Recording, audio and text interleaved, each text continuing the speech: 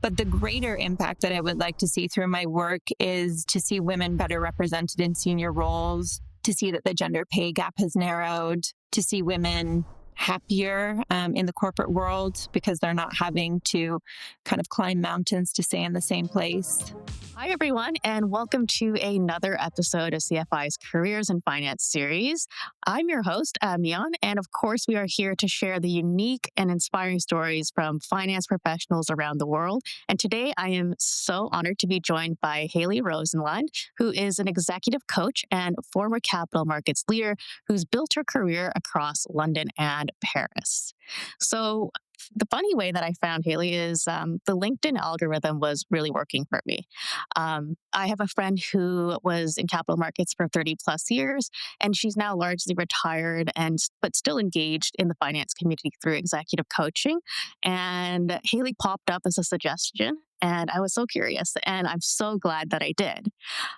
In today's episode, we're going to hear from Hayley about her career and how she managed to achieve such success in an incredibly competitive and tough industry, and so much more. Now, I don't want to give away too much, so we're going to dive right in. So, Hayley, my first question to you is the one that I always share with everyone. How did you get your interest in finance initially? Did you have a parent that was in the industry? Were you inspired by media? How did you get your interest in finance? Yeah, well, first of all, thank you for such a nice introduction, and thank you for welcoming me on the podcast. So in short, no, I didn't have a friend or family member or parent involved in the industry. And actually, I had no exposure to the world of finance whatsoever before I moved to London. So I studied at SFU at the undergraduate level in economics. And actually, I didn't like my finance modules and actively avoided taking more of them. So my interest really peaked when I moved to London to study at the LSE. And finance is kind of just ubiquitous in London. It's just everywhere, from the buildings to kind of the suits walking around in the city to the people who you meet. And so I just got curious. And I also felt it was a challenge. And so I wanted to challenge myself to break into this mythical world of finance. And quite honestly, I also needed a good paying job because of the level of my student loans. And how did you actually get your very first role in finance? Mm, That's always a yes. tough one. The first one is always a tough step.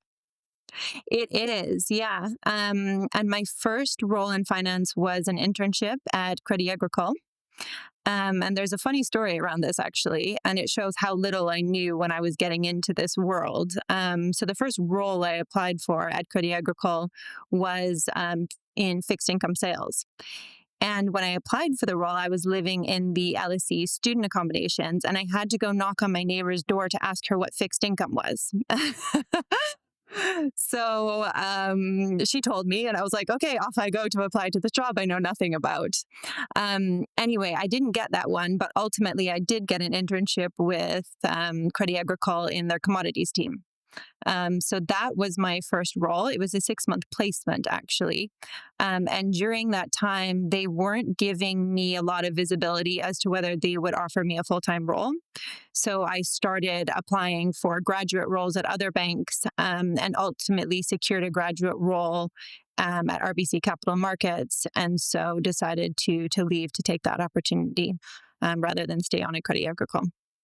And then when you took on that role, I wonder if you first saw that you would be there for over 10 years. You spent over a decade at RBC, which is a huge feat in and of itself. I always think that whenever I see on someone's resume that they spent over 10 years at any institution, it really just speaks volumes about the person, their character, and generally that they're a likable, a dedicated person. And because it's not easy to stay anywhere for 10 years. You were leading large sales teams across London and Paris, which is sort of my dream. But what drew you into sales and trading initially? And then I'm curious about what kept you there because it is a really tough role. I personally I've worked with a lot of people in sales and trading, and I would say like, at a distance because I was in debt capital markets and origination.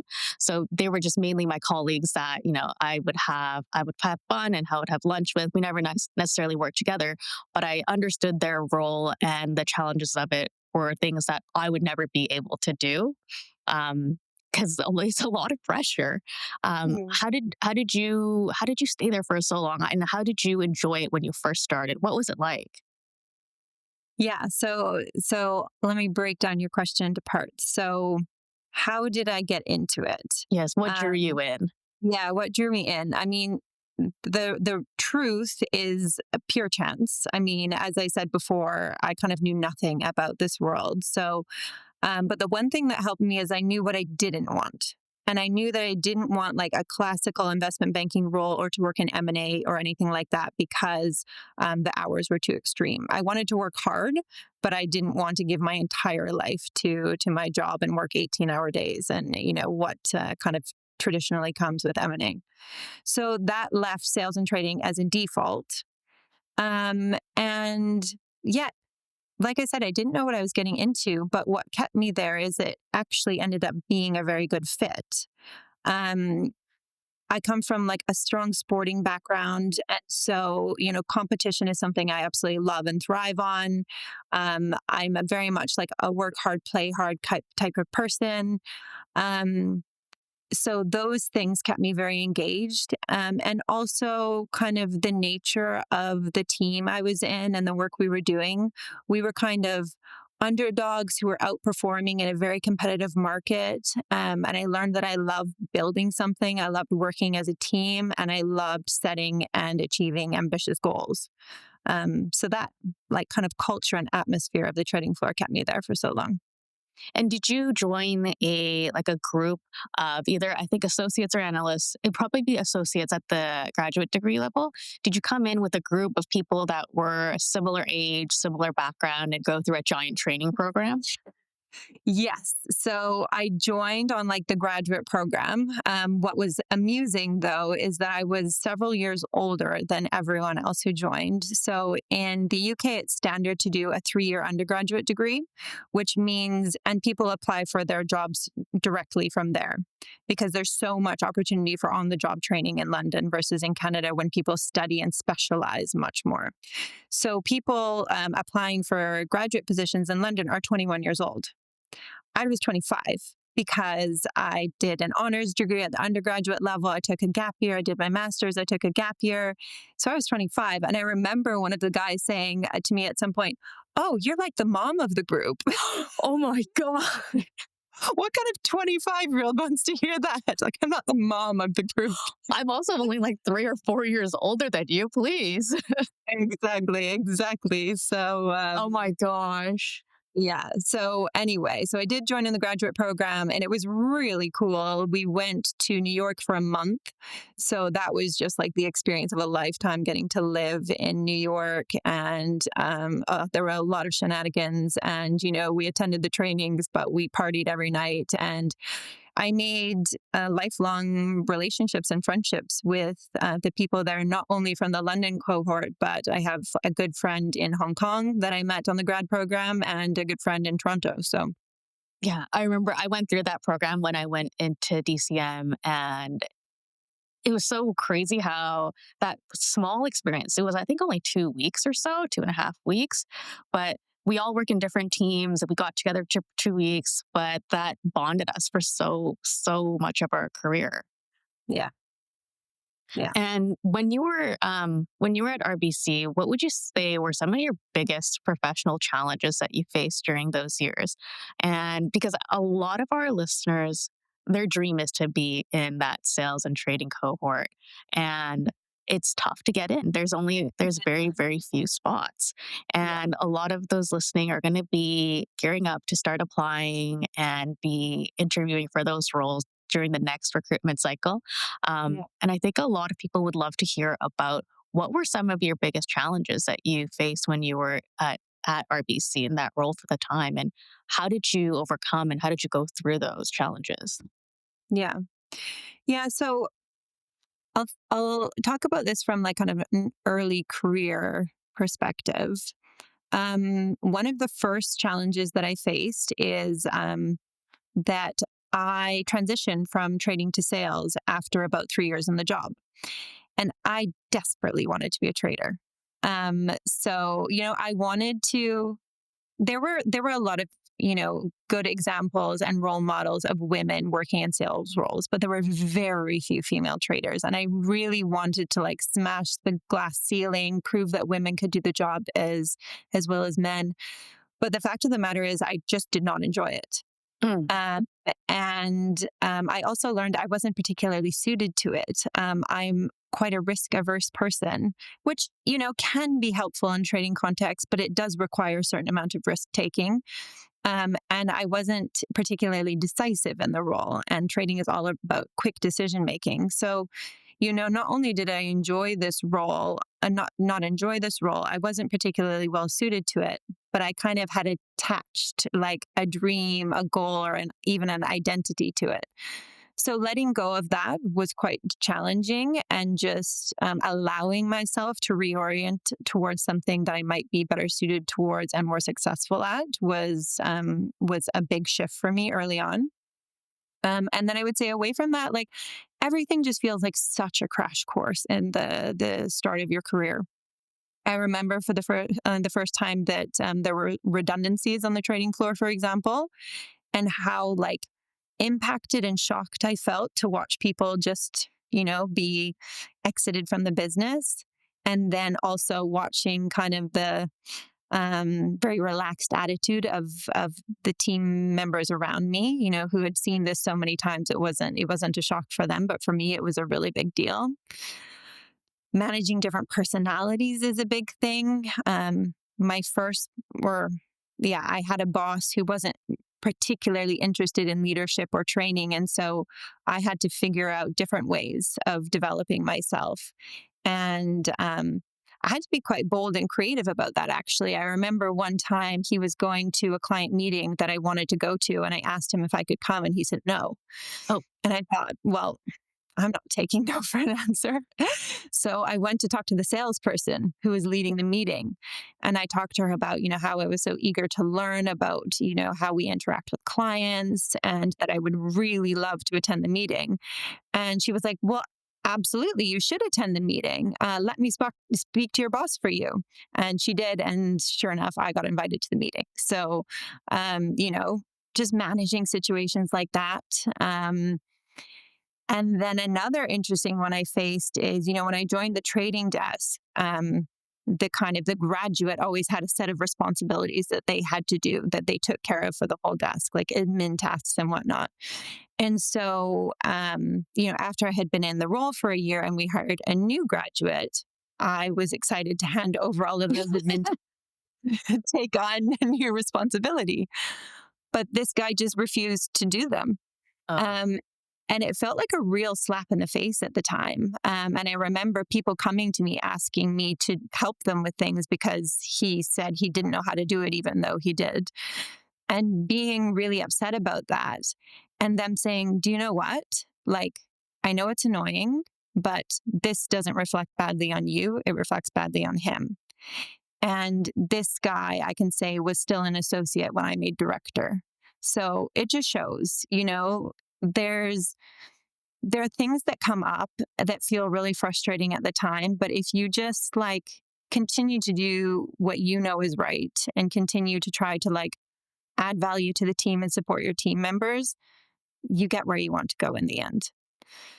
And then I feel like I've been talking on this topic for a long time, but maybe just one more to add is, this moment when you're hired as a graduate and the expectation of you is to learn, support, do admin.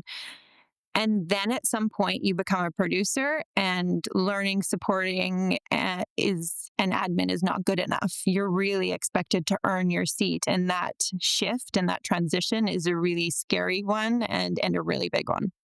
okay. I'm going to ask you about that next, but I want to comment on something that I think is really valuable for everyone listening. You said that you did your honors degree, your undergraduate degree, and then you took a gap year, and then you did your master's, and then you took a gap year. Now, For a lot of, I think at least myself, and I would say a lot of people in America generally, we have this urge to like constantly like be on the move to the next challenge. Mm, But I find that it takes a lot of confidence to go down your own path and say, you know what, like I'm going to do my undergraduate degree, I'm going to do a gap year, I'm going to do this thing next, I'm going to travel, I'm going to be able to do all of these things in between. Where did you get that type of confidence? Because for me, I remember I graduated, they call it off cycle, mhm, because I wanted to take some time off. And mm, that was really challenging for me. For me, like I didn't necessarily know what I was doing, but what I realized was when I was graduating off cycle, how challenging it was because mm, the recruiting cycle was not working for me. yeah. Luckily for me, I was an intern at a place called Ontario Teachers Pension Plan in Canada and fixed income. And I just went back to my team because they had a Mm, contract available and then eventually found me my job at BMO Capital Markets. But mm, I don't think that like if I had known really what I was doing and the opportunities that I was missing, I don't think I would have had the confidence to make the decisions like I'm going to take this time off here. Where did you mm. get that confidence? It's interesting.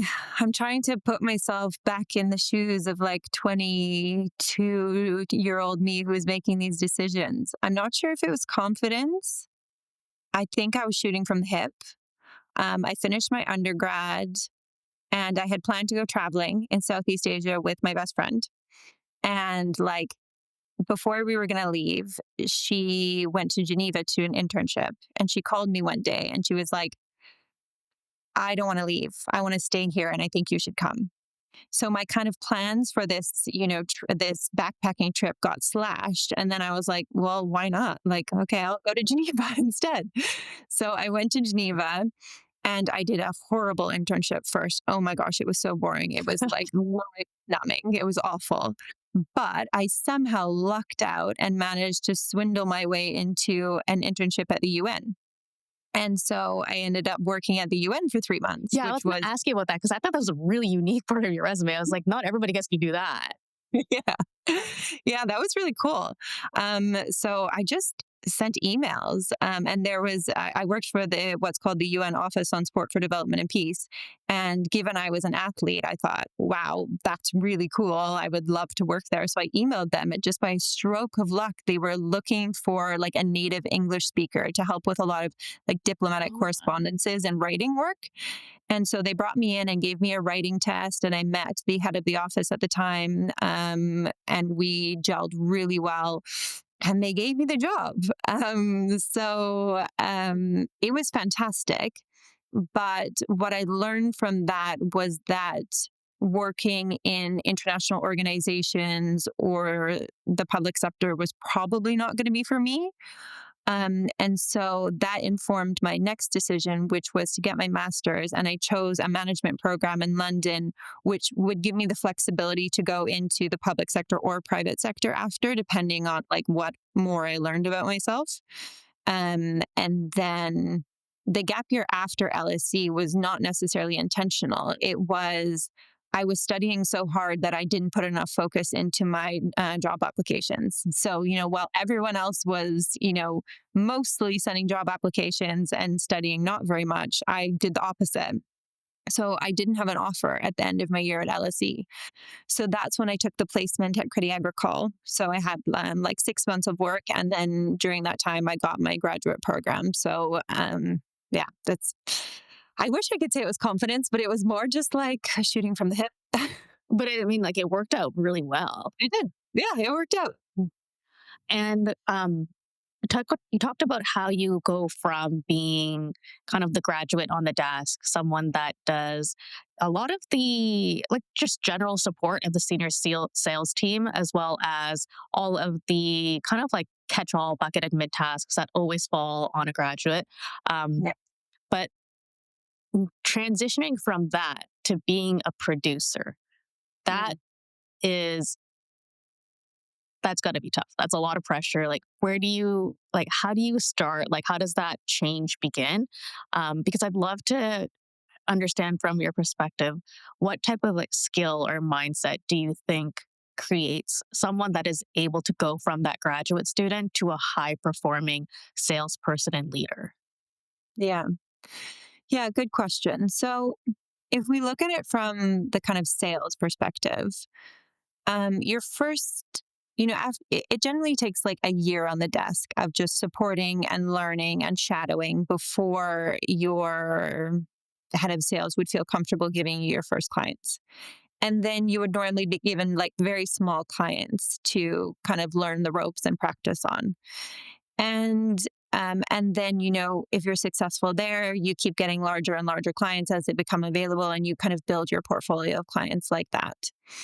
And in order to build that portfolio of clients, what skills and mindsets are important? So, first of all, I would say for any role, sales, trading, DCM, structuring, whatever it is, like there's some basic boxes to tick. Hard work, eagerness to learn, a desire for excellence, attention to detail, humility, emotional intelligence. These things are things that will stand anyone in good stead. From a sales perspective, I think skills that are particularly underrated are listening and authenticity. So I think a lot of people think sales is all about, being bubbly, the life of the party, like pitching hard. And sales is so much about trying to get your client to speak, to learn whatever you can about your client, so that you can use that information to make relevant, not recommendations to them, but to pitch them the relevant things. And I always say, a credit analyst, their job is to like understand the companies, the balance sheets, the credit fundamentals. The trader's job is to understand their sector, the flows, the liquidity. A sales job is to understand your client. And you can't understand your client if you don't stop talking and listen to them. Equally, authenticity. I just think it comes across so false to try to like be best friends with your every client, or put on a face of what you think a salesperson is. I think just being yourself and like seeing how relationships evolve naturally is a much better like skill to bring to the table in sales. um and then, I think persistence and grit are always required. And then you asked about mindsets as well, so just to touch on that briefly, I think the important thing to say is there's no one winning mindset. I think this is really individual. What's true and universal is that clearly, like a positive, encouraging, supportive mindset is better than a very critical and negative one. Um, but mindset can mean so many different things. But yeah, it is very empowering to lock in on a mindset that supports you rather than like takes you down internally, if that makes sense. Yeah. And one of the things that we get a lot of questions on lately from everyone that's, either a current or aspiring finance professional, particularly in capital markets, is do you find that the way that a sales team is built today is a little bit different generally with, the surgence of AI? Does the role of a, let's say, like fixed income sales leader, the head of fixed income, has that role in your opinion changed a great deal today kind of versus the past, like over, I guess, 10 years ago? Yeah. So I would say the role of a salesperson and the role of a sales leader have both evolved tremendously. So when I joined the trading floor, electronic trading was a thing, but not the biggest thing. We were still, by and large, getting on the phone and executing voice trades with our clients, or doing them over the chat, where you have a kind of negotiation process where you're talking back and forth. Like, does that make sense? Like Yeah. yeah, back and forth negotiation. Electronic trading changes the game because, first of all, you're usually put in competition with higher numbers of competitors, and B, it eliminates that negotiation process where you can get some color and transparency on the pricing process as you negotiate. It's kind of usually the ticket pops up, the trader needs to put in their best price and it's executed without the chance to intervene. Now, as as a sales team, we always did try to intervene, and that was kind of part of our job, was trying to use our relationships to get any kind of color we could throughout that execution in order to win the trade for our team. But yeah, it was an innovation in execution that fundamentally changed the role of the salesperson, the importance of relationships, and what clients were looking for in their counterparties. It became much more focused on price as opposed to relationship, size, trustworthiness, whatever else a bank can provide to their counterparties. And I think we continue to see that process go further and further. So, in the last few years of my career, a big trend was portfolio trading. And that's kind of like electronic trading on crack, because then you're talking about like sometimes huge portfolios. You may have a client looking to execute 1 billion euros worth of business in one trade.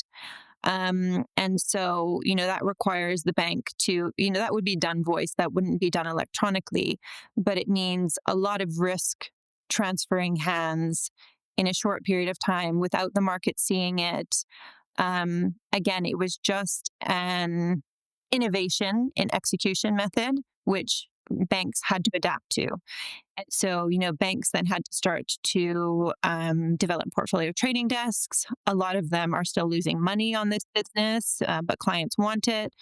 So, a big question and topic for trading desks currently is, how do we provide portfolio trading profitably, kind of balancing that desire to provide the customer with the solutions that they're looking for from an execution point of view, but also maintaining their profitability.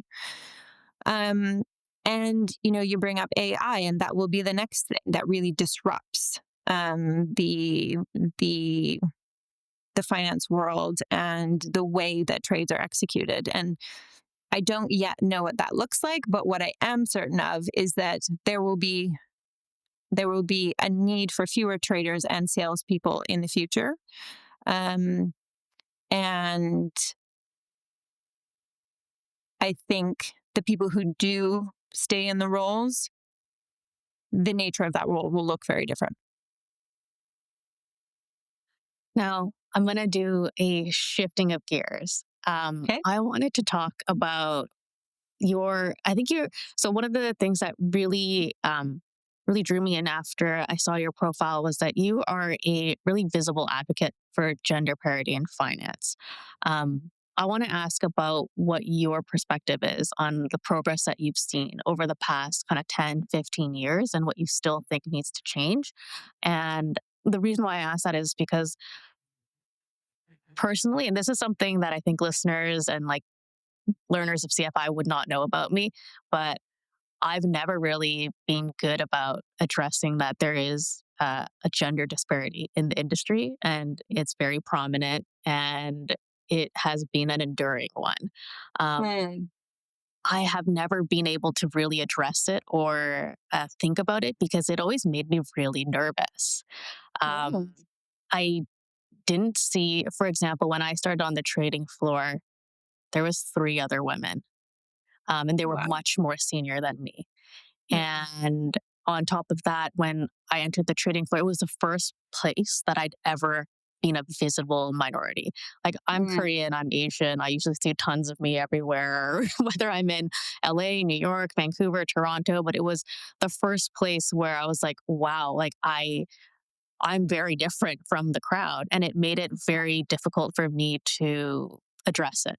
I didn't Mm. I didn't think it was a good thing to like bring attention to. For me, it was just like, you know what? Like, I am just going to work hard, do a good job, be the kind of like humble, eager person that I am, do the best I can. And that's all I need to do.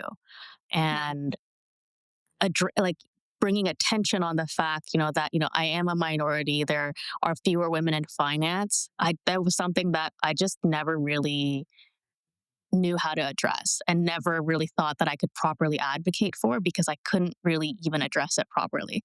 So when I saw your LinkedIn profile and of course I did a lot of like Googling and searching, I was like, That's really amazing.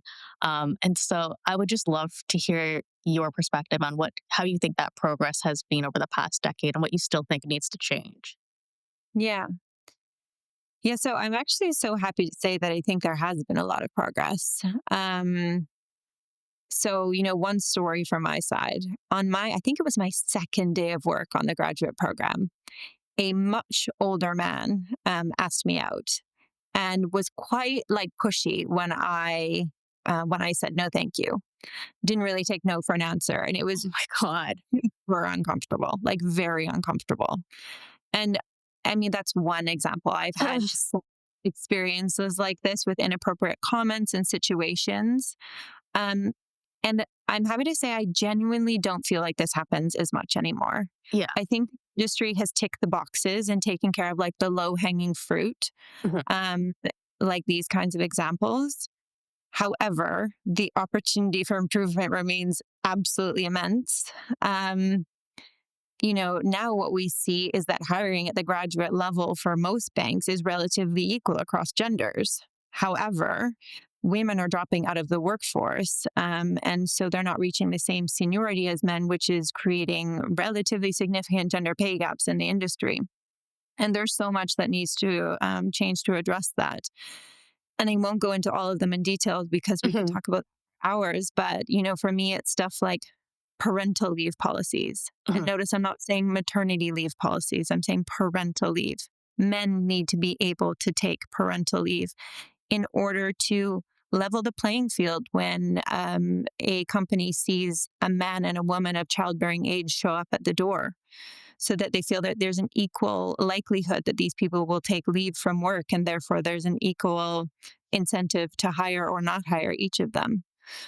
I also think there's a lot of work to do in corporate culture and values. There's a lot of work to do on tackling unconscious bias that affects women. There's a lot of work to do in mentorship and sponsorship programs to better support women. And these are just some examples of things that the corporate world could do better in order to have more women reach more senior positions and stay in the industry. And something that I something that I always think is it's a funny comment that you've made before because I've had a similar comment before from someone that's probably like a lot younger than me, but the mom comment. Yeah. And at first I was just like, oh, like what? Like I remember the first time I heard that I was like, oh, what an off-putting comment. You're calling me old, but like the older I get, the more like I actually think that is a huge compliment. First, because I have become a mom on my own, and I understand what Mm. that takes. Um, Mm. but it is it's kind of largely someone just saying like, I think that you are first of all a good mentor, that you have good experience, and that Mm. you are someone that is probably a bit likable, and like they see you as like a trustworthy mentor in the career that they're in. um, Mm. have there been any mentors or moments that have shaped how you show up as a leader for people, and particularly for women in finance? Yeah. So, the first thing I want to say about this is actually most of the significant mentors in my life have been women. And I think it's important to say because I get disheartened when I hear talk about, how women don't support each other and, women are, um, like the kind of their worst enemies in the workforce. That has not been my experience. Um, Starting from like my childhood, the strongest mentors and role models in my life were my mom and grandmother, who taught me not only how to be a strong woman, but how to be unapologetic about wanting a seat at the table. In my sporting career, as a gymnast when I was young, I had a very like empowering female coach.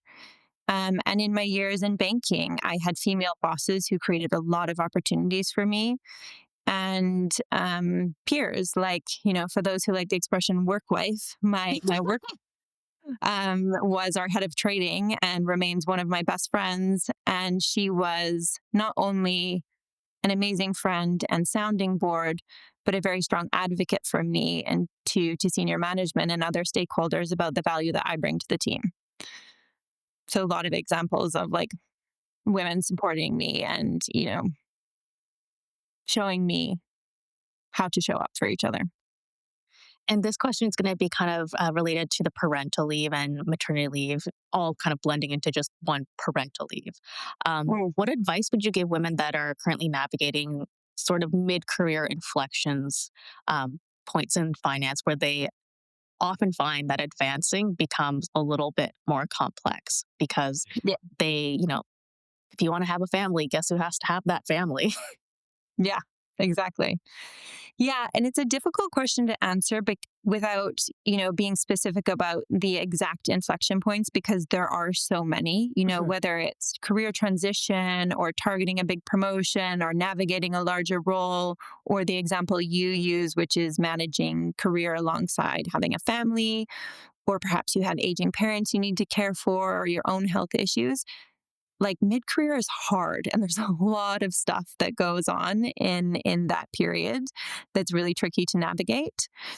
But I would say the best like high level advice I could give is just stay true to yourself.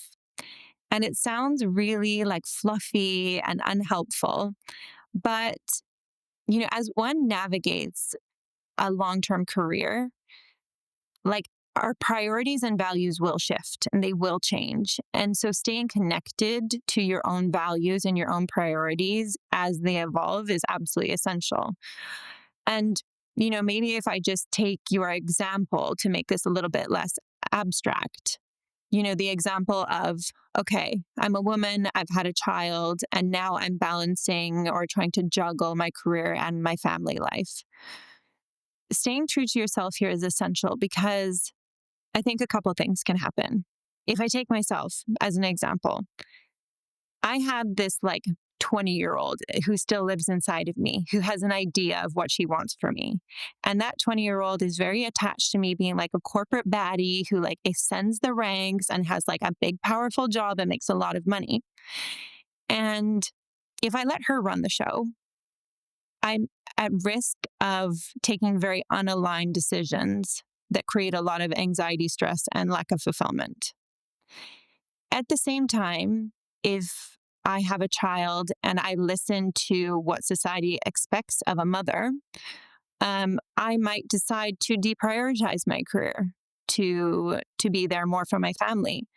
But perhaps that's not what I really want. Perhaps my values and priorities suggest that I still really want to continue to pursue my career.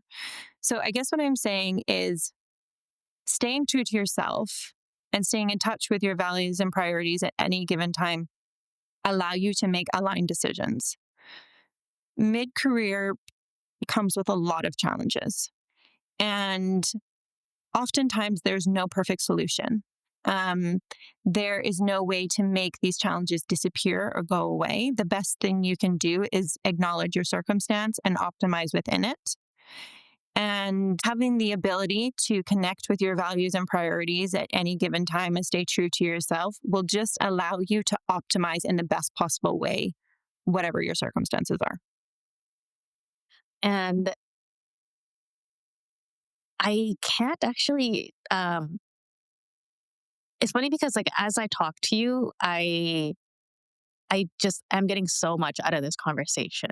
Like I can see why that you made the career transition to becoming an executive coach today because just as I listen to you, I feel like there's so much like you share so much of your personal experience and it is so genuine that I can't imagine you going a career and not having a point in your career where this is your job. Because I feel like you have Mhm. so much to give back to people that are, going after that, big corporate career and that could use a little bit of extra advice to make sure that, like you don't necessarily need to make every mistake yourself to learn like along the way. Sometimes you could learn it through the experience of others. Um, Mm. I can see why, and I'm so glad that after all those years in capital markets, that you are a career coach today because I feel like people have so much to take from you. Um, you how did you actually make that change though? Because I mean, not gonna lie, but I think everybody knows that careers in finance, especially when you are at a higher level, they pay very well. They're very stressful, but they pay very well. And the further you go, the harder it is to leave because you become accustomed to a certain type of lifestyle, whether it's just the way that you work and the people that you work with, and like it's really fun at a certain point in time. But like the pay is also difficult to leave as well. What made you make that leap? Yeah. Well, first of all, thank you for all your kind words. It's super sweet. So yeah, the honest truth is, I got to a point where I just couldn't continue in banking anymore. I went through several huge changes consecutively. So within 8 months, I had a baby. I came back from mat leave. I got a huge promotion.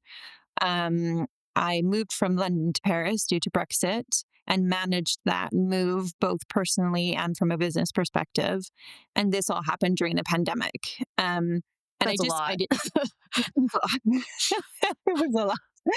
And I didn't manage well. I tried, but I became physically very unwell and mentally quite unwell eventually as well. And I tried various things to kind of salvage my career. So I tried taking on a smaller role, like more locally in Paris. And the idea behind that was just like control my controllables. These are the levers I have to pull. The circumstances are what they are.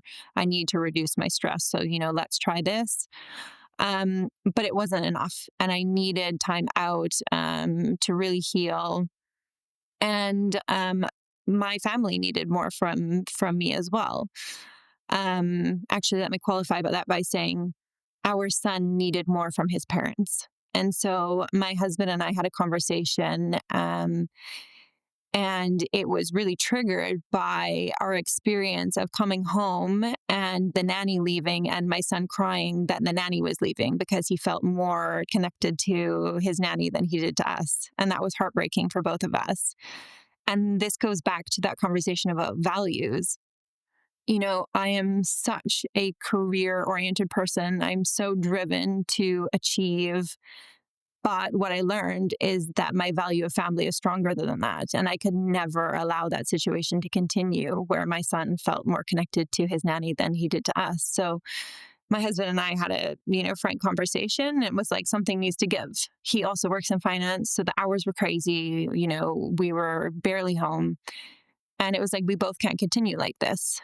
So someone has to take a step aside, and who is it going to be? And, because I was quite unwell and for a variety of other reasons, in terms of like the vision I had for myself and my career versus, where he saw himself going, we decided that it would be me to take the step back. So, yeah, you mentioned the financial aspect of it. That's that's hard. And actually, it's a topic that comes up a lot in coaching. People who I coach who, dream of different things, but struggle to step away from the paycheck. I'm not going to lie. I'm not going to pretend like I made some like very brave decision. It was hard to give up the paycheck, but like we're good. We have another financial income.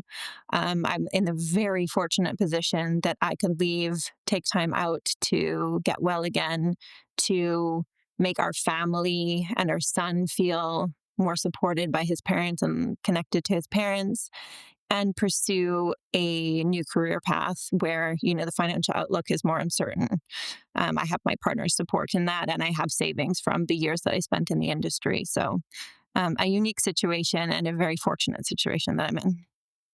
And so far, how's that new chapter been for you? Because going from such a high intensity finance role to now being your own boss, responsible for your own complete development of your career, how has Mm. that been?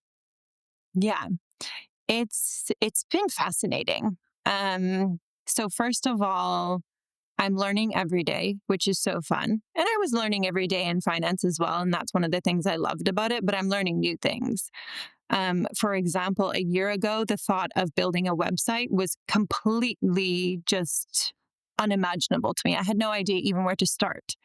And now I have a website. And, it's not perfect, but it is a website. So every day I'm learning completely new skills than I had before, which is really exciting. And the coaching world is absolutely amazing.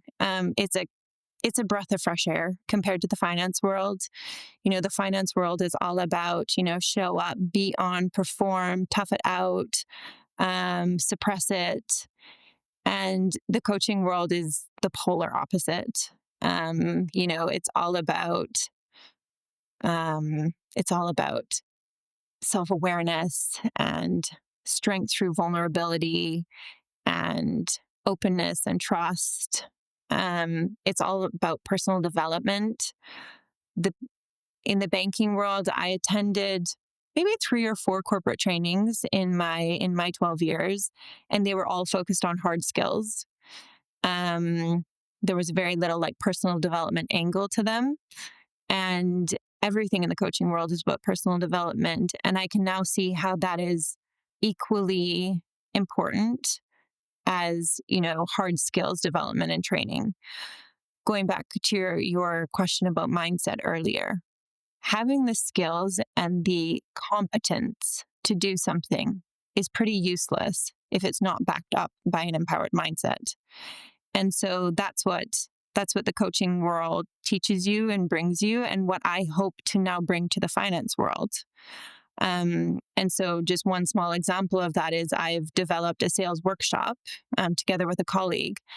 And rather than focusing on like the how to of sales, it focuses, or our tagline is selling starts with the salesperson. And it's all about the person, the human being behind the job, and use perspectives and mindsets and how we get in our own way and how we can leverage our own experience and resourcefulness to do our jobs better and happier. Um, so yeah, it's really cool. It's full of new lessons, full of new experiences, and so deeply fulfilling. And earlier you said that you had this little voice inside you, your 20-year-old self, that was like, "Oh, I'm going to be a corporate baddie. I'm going to climb this ladder. I'm going to do all this stuff here." Yeah, But then, like as you've gotten older, you've had different experiences, and you know that, like, the corporate baddie, that's probably not where you want to be like today. yeah, right. Um, but as a coach, you're helping people, finance professionals, build the success that they envision for themselves, Mm, which is unique mm, to each person. yeah, I'm curious to know, what does success look like for you today, and how has that evolved now? yeah. Good question. So success for me today is entirely about purpose and impact. As you said before, success was about promotions and bonuses and competition and self image. But now I'm really driven by a deep desire to make the corporate world a more equal and humane place. And so my goal is to coach clients individually, to coach teams, to host workshops, and to speak and write publicly about my experiences and my opinions in order to achieve that contribution that I want to make in the world. And when I look back when I'm 90 at my life, I'll know I was successful if I positively touched the life of my clients. But the greater impact that I would like to see through my work is to see women better represented in senior roles, to see that the gender pay gap has narrowed, to see unpaid work in the household shared more evenly among women and men, to see women happier in the corporate world because they're not having to kind of climb mountains to stay in the same place.